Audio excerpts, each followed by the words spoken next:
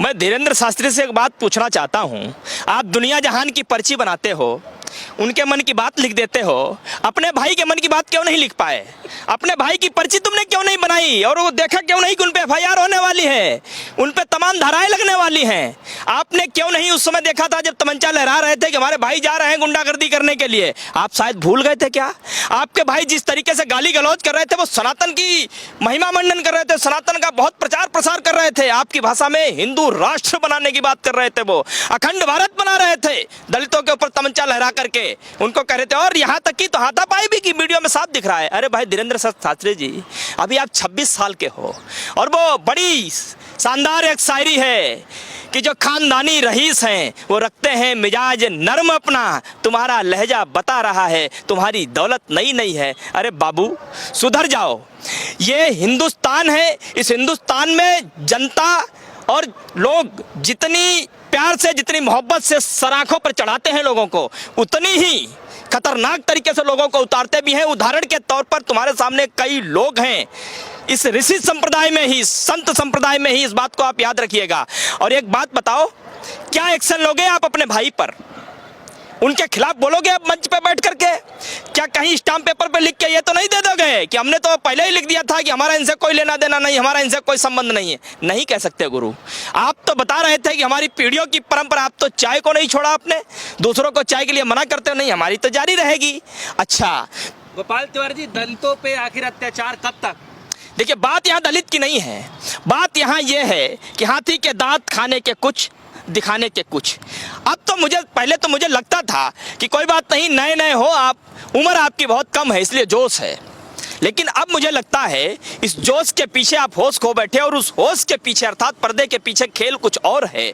और अगर आपने अपने भाई पर सामने आकर के कोई एक्शन नहीं लिया, आपने अपने मुंह से ये नहीं कहा कि हम इसको सजा के लिए कहते हैं, पुलिस प्रशासन से कहते हैं, सरकार से कहते हैं कि इसको जो सजा बने वो सजा देनी चाहिए, अगर आप ऐसा नहीं कहते हो तो ये जनता जो है आपको एक्सपोज जरूर करेगी, और खासकर हमारे जैसे तमाम लोग आपके खिलाफ खड़े होंगे। आप भी तो ब्राह्मण हैं और वो भी ब्राह्मण है, अंतर क्या है?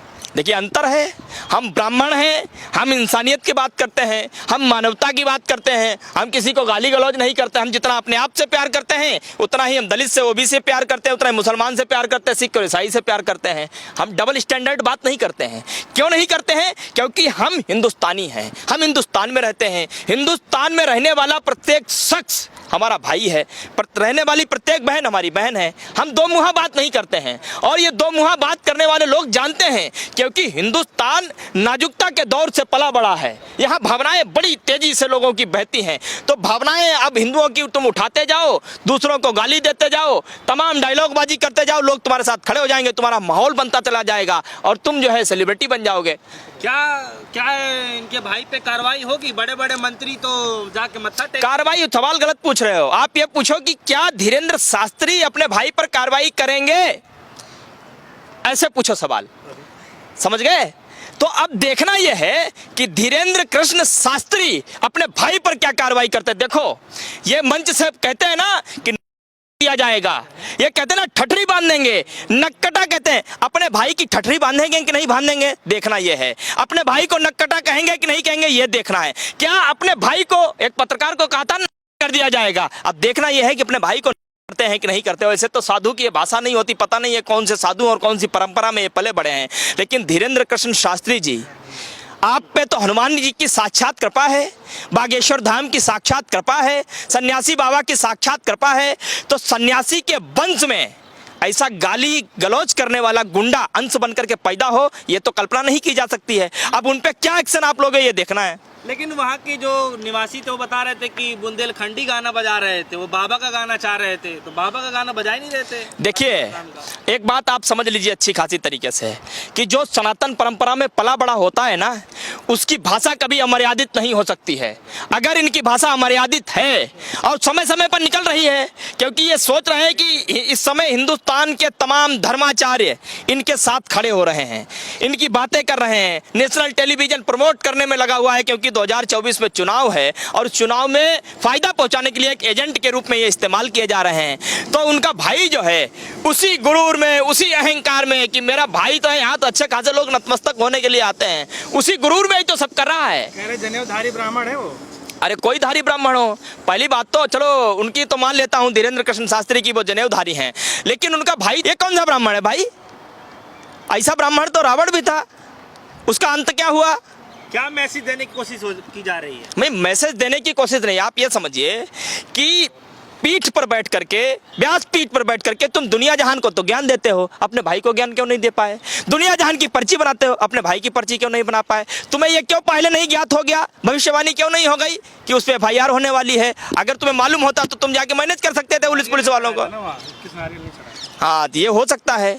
तो ये तमाम चीजें आप समझिए, तो ये जो ढोंग और ये जो पाखंड है ये उजागर होगा एक ना एक दिन, और इन्हीं का नहीं, इनके जैसे तमाम लोग हैं जो इस हिंदुस्तान को लूटने पर लगे हुए हैं, हिंदुस्तान को बर्बाद करने पर तुले हुए हैं, और खुले तौर पर तमाम लोग, देखिए वहां कौन जाता है आप बताइए, आप समझिए, बीमार लोग जाते हैं, परेशान लोग जाते हैं हॉस्पिटल में, जिनको जवाब दे दिया जाता है कि अब तुम्हारा इलाज यहाँ नहीं हो सकता, बेचारे बड़ी उम्मीद के साथ जाते हैं, और ऐसे लोगों को तुम रुद्राक्ष दे दो, तुम माला दे दो, तुम पानी दे दो, कमंडल दे दो, मंडल दे दो, कुछ भी दे दो, विश्वास के साथ बेचारे वो उम्मीद उन्हें रहती है कि शायद हमारा कुछ फायदा हो जाए, शायद मैं बच जाऊं, तो इस उम्मीद के साथ जाते हैं। और ऐसे लोग जो जाते हैं, अब उनको तुम दुनिया भर की बातें उनके दिमाग में ठूस करके हम हिंदू राष्ट्र बनाएंगे, फलाना राष्ट्र बनाएंगे, ढकाना राष्ट्र बनाएंगे, और पहले अखंड राष्ट्र बनाने से पहले तुम जो है अपने भाई को गाली मुक्त बनाओ, वो तमंचा मुक्त बनाओ। कहते कायदे में रहोगे तो फायदे में रहोगे। यही तो बात उन्हें अपने भाई को समझानी चाहिए, यही बात उन्हें अपने भाई को समझानी चाहिए कि कायदे में रहोगे तो फायदे में रहोगे। अब इतना माहौल बनाया हुआ है बाबा ने, और उनका भाई जो है उनके माहौल को बिगाड़ने पे लगा हुआ है पूरी तरीके से। एक तरफ उनकी वाहवाही हो रही, दूसरी तरफ वो तमंचे लहरा रहा है, एक तरफ वो सनातन का पाठ पढ़ा रहे हैं, दूसरी तरफ वो गाली दे रहा है।